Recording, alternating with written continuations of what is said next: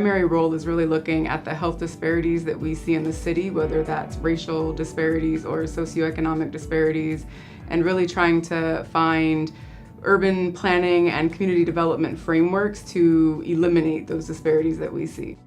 I mean, we have a lot of momentum right now. There's a lot of community buy-in, and especially in this time, just socially, there's a lot of preference and, conversation around determinants of health and equity, and really trying to level the playing field for a lot of residents and communities, not only here in Alexandria, but even in a national context. Because we are at the local level, we're really looking at how we can work primarily right now within city government, and how can we use this equity lens to move the conversation forward and again eliminate those disparities that we see with having the implication at the community level. So clearly we will be impacting the residents of the city of Alexandria, who can then hopefully be engaged and empowered and have the knowledge to go out there and continue the conversations at different levels. There are over 100 languages spoken at home within our Alexandria City public schools, and so not only diverse in terms of like white and African American and Hispanic, but when you break it down, you look at a lot of our immigrant population. So we are super diverse, which really plays a really big role in how we do a lot of our work. How well are we communicating? And in terms of those populations, those are some of the disparities that we see among those groups. To me, what's exciting is when you look at the beginning of urban planning and public health, they started together. So when you look at New York City and the tenements and, with the Industrial Revolution, and there was sewage going down the streets.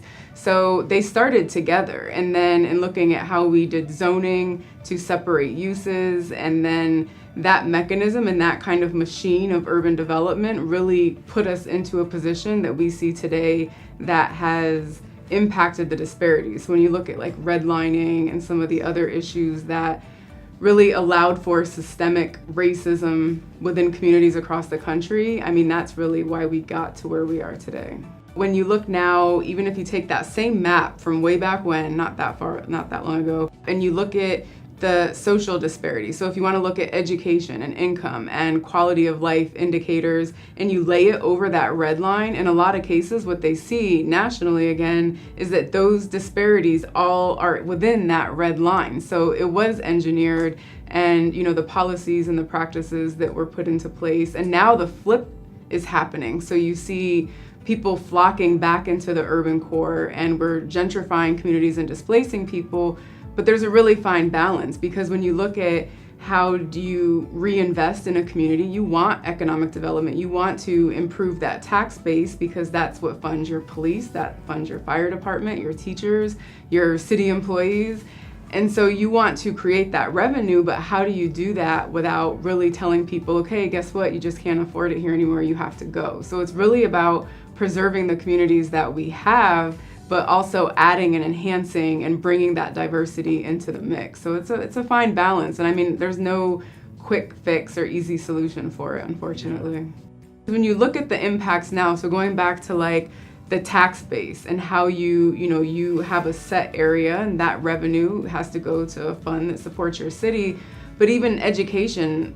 So if you look at the quality of teachers, or what the resources are for teachers, it's not that you don't have teachers that don't care or that aren't smart or that aren't passionate, but they reach a certain point where they can no longer pay for all of the supplies for their students, or they can't sustain that on a very low income. So they may be, forced to go into a different school district. So it's what are those opportunities that the kids in that public school system have, and how do they compete with other kids from other areas? And they typically don't. And so when you look at jobs and upward mobility, they're stuck.